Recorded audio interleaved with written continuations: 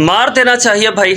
Paul rifle को मार देना चाहिए। उस बंदे के घर के बाहर जो है वो शायद कुछ इंडियंस जमा भी हो चुके होंगे उस बंदे को मारने के लिए, क्योंकि ऋषभ पंत का ये वाला डिसीजन तो जो उसने दिया, जो कंट्रोवर्शियल बना, ये वाकई इंडिया की शिकस्त का बायस यही बना है। इसी वजह से इंडिया हारा है कि जो ऋषभ पंत का डिसीजन उसने गलत दिया, जो गलत फैसला दिया, वो बिल्कुल भी बल्ले को बॉल नहीं टच हुआ था, नहीं लगा था, बल्कि जो इसकी रियलिटी है वो कुछ ये है कि जो बॉल है वो पैड को ही सिर्फ लगा था, सिर्फ पैड को लगा था। लेकिन वो जो डबल नॉइज़ थी, वो जो ये जो DRS मेथड है ना, ये जो टेक्नोलॉजी ये वर्क करती है, ये इनफैक्ट वॉइस की क्वालिटी से मैटर करती है। ये वॉइस की क्वालिटी से ये रिफ्लेक्ट होती है, वो जो लाइंस होती हैं। तो वॉइस की क्वालिटी ऐसे आई थी कि मतलब वॉइस ऐसे पैदा हुई थी कि बैट जो है वो पैड को लगा था और वो लाइनें जो हैं वो रिफ्लेक्ट हो गई और पॉल राइफल साहब जो है उन्होंने आउट करार दे दिया इसको। हालांकि क्लियरली अगर इसको थोड़ा सा और फोकस करके देख लिया जाता तो ये नॉट आउट था। यही एक रीज़न बचती है इंडिया के पास कि जिससे इंडिया ये कह सकता है कि भाई हम ये मैच जीत चुके थे, और ऑब्वियसली वो जीत चुके थे बिकॉज ऋषभ पंत ही वो बंदा है कि जिसने आधे से ज़्यादा रन उस अकेले ने किए।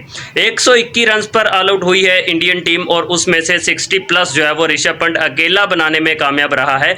इट मीन्स के अकेला ऋषभ पंत ही था जो इंडिया की नैया को पार लगा सकता था, but India lose 3-0। Whitewash हो गए भाई अपने ही होम ग्राउंड पर।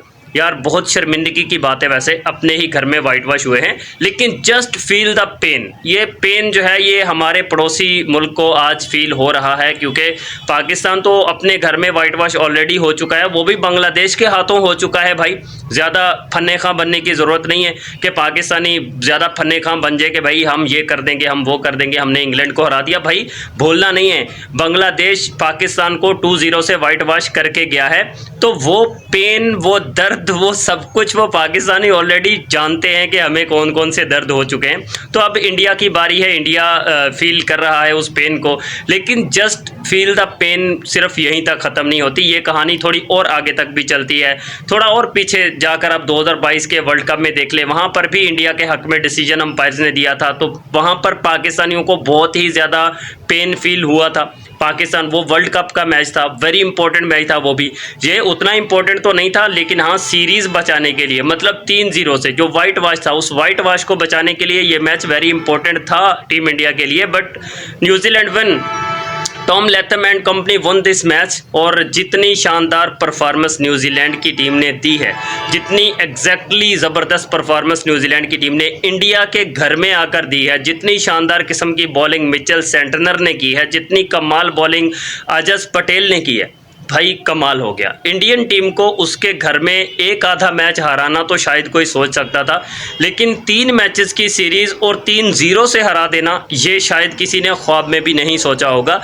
बट अगर कुछ करने की लगन हो तो भाई हो ही जाता है, और न्यूजीलैंड डन इट। न्यूजीलैंड ने कर दिखाया है वो काम जो आज तक कोई टीम कर नहीं पाई थी। अब अगला टूर ऑस्ट्रेलिया का है और उससे पहले डिमांड्स शुरू हो चुकी हैं। इंडियन फैंस ये डिमांड करना शुरू हो चुके हैं कि विराट कोहली साहिब प्लीज़ रिटायर हो जाओ।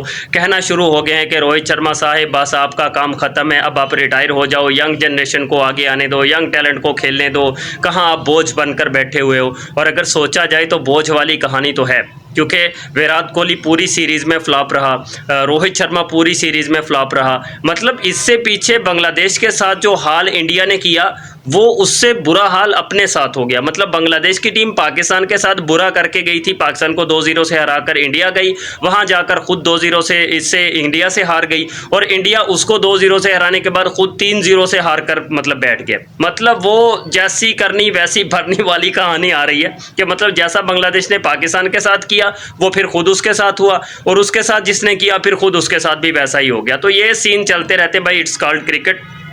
क्रिकेट इसी का नाम है भाई, एक टीम ने जीतना है, एक ने हारना है, और ये सब कुछ चलता रहता है, इसी को क्रिकेट कहते हैं। वरना क्रिकेट ये तो नहीं है कि बस एक ही टीम ने विन करना है।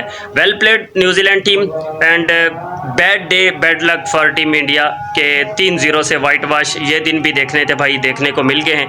इंडियन फैंस हर्ट ज़रूर हुए हैं, तो उनके साथ हम बराबर में, उनके दुख में बराबर के हम शरीक हैं। परेशान नहीं होना यार, उनके दुख में हम बराबर के शरीक हैं, ये चलता रहता है भाई, चलता रहता है। मे बी मेरी बातें आपको तब तंज लग रही होंगी, बट इट्स रियलिटी कि भाई ये चलता है क्रिकेट में। एक टीम ने हारना है, एक ने जीतना है। न्यूजीलैंड प्लेड रियली वेल, वो जीत गए हैं। इंडिया ने अच्छा नहीं खेला, इंडिया हार गया है। तो ये सीन चलते रहते हैं। Thank you so much. Like subscribe तो कर ही दिया होगा आपने।